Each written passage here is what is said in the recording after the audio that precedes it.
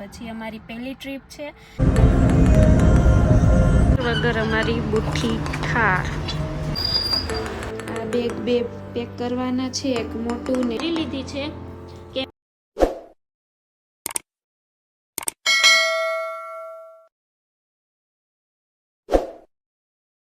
Hello મિત્રો, જય શ્રી કૃષ્ણ. તો કેમ છો? બધા મજામાં? આશા કરું બધા મજામાં જશો. તો જો ફાઇનલી સુરત મોટો આટો મારીને હવે હું જાઉં છું અમદાવાદ આજે. તો અમદાવાદ જો અમે ક્યાં પહોંચી ગયા, ભરૂચ પણ વટી ગયા છીએ અને Ahmedabad highway, Mumbai Delhi express highway પહોંચી ગયા છીએ. અને અહીંયા તો ભાઈ ટોલ ગેટ ને બધું શરૂ થઈ ગયું છે. પહેલાં તો ફૂલ મોજ કરી લીધી આ રોડ ઉપર. હવે ટોલ ગેટ ને બધું આવશે, ત્યાં આપણે ભરવાના પૈસા. અને જો અમે અમદાવાદ જઈને થોડી ઘણી શોપિંગ કરશું. સુરત પણ શોપિંગ કરી છે, કેમ કે મેરેજ પછી પહેલી અમે ટ્રીપમાં જઈએ છીએ. પહેલી વાર મેરેજ પછી અમારી પહેલી ટ્રીપ છે. ઘણા દિવસ માટે જાશું અમે ટ્રીપમાં, અને ક્યાં જાશું એ પણ કહી દઉં, કેમ કે સસ્પેન્સ રાખવાથી શું મતલબ છે.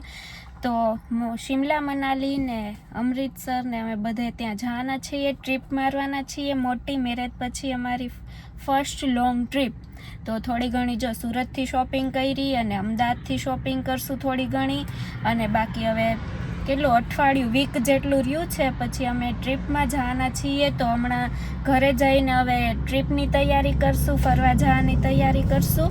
તો સારું, ચાલો બ્લોગમાં કન્ટિન્યુ જોડાઈ રહેજો. અને ફાઇનલી આજે અમદાવાદ જઈએ છીએ. અને જઈજો ગાડીના ટાયરને હું ચેક કરી લઈએ, કેમ કે એક ટાયરમાં થોડું ઘણું પંચર હોય એવું લાગે છે. તો સારું, ચાલો. અને જઈજો, અહીંયા રીલ્સ જોઈ છે અને આ રોડ ઉપર ઊભવાની કંઈક મજા જ આવે અલગ. તો સારું, ચાલો. અહીંયા જો જઈ ટાયર ચેક કરાવે છે ને અમે પહોંચી ગયા અમદાવાદ. હવે થોડીક વાર રહી, હમણાં પહોંચી જશું.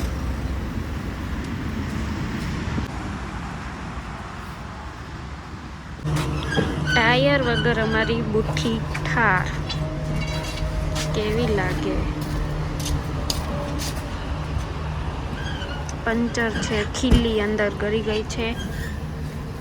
તો ભાઈ ટાયરમાં પંચર છે, ખીલી છે, નીકળતી નથી, એટલે ટાયર આખું કાઢવું પડ્યું. અને આ શાયદ કદાચ અમે વલસાડ ગયા હતા, ત્યાં કામ હાલતું હતું મકાનનું, ત્યાંથી જઈએ થાર કાઢી એટલે વલસાડ જ તે પંચર. વલસાડથી આવ્યા તે જ પંચર પડ્યું હતું, એટલે 2 વારથી પછી હવા ભરાવી હતી ટાયરમાં, પણ પછી નીકળી જતી હતી. એટલે અમને ખબર જ પડી ગઈ કે ટાયરમાં પંચર છે. પહેલી વાર પંચર પડ્યું આવી રીતે. થોડું ઘણું લેટ થઈ જશે, અડધી પોણી કલાક. જો આ ખીલી નીકળી, હજી ઉલાડીને નાખો એટલે પંચર પડે. ગલી જો આખી શૂઝની, બધે શૂઝની દુકાનો આખી ગલીમાં. જૂનું અમદાવાદ કહેવાય આને.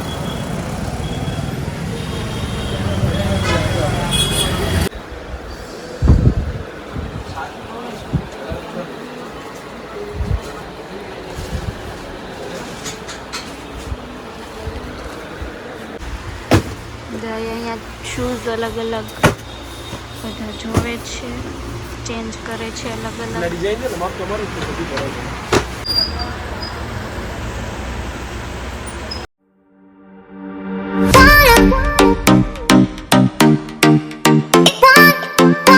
તો જો અમારે પ્રમદી શિમલા મનાલી માટે નીકળવાનું છે, અને હું એટલી એક્સાઇટેડ છું, કેમ કે પહેલી વાર હું પ્લેનમાં બેસવાની છું, એટલે થોડી એક્સાઇટમેન્ટ વધી ગઈ છે મારી. તો આમ કેવી મજા આવે કેક નહીં, કેમ કે બધા જાતા હોય ને ઉડવાનું ને કંઈક અલગ જ ફિલિંગ હોય એ બધી.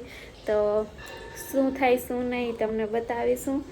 અને બ્લોગમાં બધા કન્ટિન્યુ જોડાઈ રહેજો. અને ડેઈલી અમારા બ્લોગ બનશે ત્યાં સુધી તો ઉતારશું, અને એડિટિંગમાં બનશે ત્યાં સુધી હું ડેઈલી એડિટિંગ કરી નાખીશ. ડેઈલી હું બ્લોગ ઉતારતી રહીશ, અને ડેઈલી મૂકવાનો ટાઈમ રહેશે તો ડેઈલી જ મૂકતી જઈશ. બાકી જો આ બેગ બે પેક કરવાના છે, એક મોટું ને એક નાનું. તો મોટા બેગમાં તો હું મારા જ કપડાં ભરીશ, નાનામાં જઈના આ બધા કપડાં છે એ બધા કપડાં પેક કરવાના છે. જઈને અમે ઉપર ગોઠવીને મૂકી દીધા, કેટલા કઈ જોડી લઈ જવાની છે એ પ્રમાણે. તો સારું, ચાલો હું ફટાફટ પેકિંગ કરું. એક તો એટલી ઠંડી છે ને અહીંયા અમદાવાદ, ખબર ને બહુ ઠંડી છે. તો ફાઇનલી જો અમારે લોકોને કાલે જવાનું છે ફરવા, અને કાલની પ્લેનની ટિકિટ છે. અને આજે અમારી વચ્ચે આવી ગયા છે પ્રવીણભાઈ. તો અત્યારે અમે થોડું ઘણું કામકાજ છે તે બહાર જઈએ છીએ. અને અત્યારે જો મારા નણંદ ને મારા બાબાજી સસરાની છોકરીઓ આવી છે, તો અમે અત્યારે અહીંયા અક્ષરધામ ગાંધીનગર જઈએ. થોડુંક નજીક થાય તો અમે કીધું અત્યારે થોડો ઘણો ટાઈમ છે, પેકિંગ પણ થોડું ઘણું થઈ ગયું, થોડું ઘણું બાકી, તો અમે કીધું જઈ આવીએ અક્ષરધામ અત્યારે. તો બપોરના 12 વાગવા આવ્યા છે, તો સારું ચાલો. અમારી રીયુભાઈ નેલ પોલિશ કરી, અમારી છોકરી મસ્ત લાગે. ઓ ભાઈ, તને નેલ પોલિશ કરવી ગમે?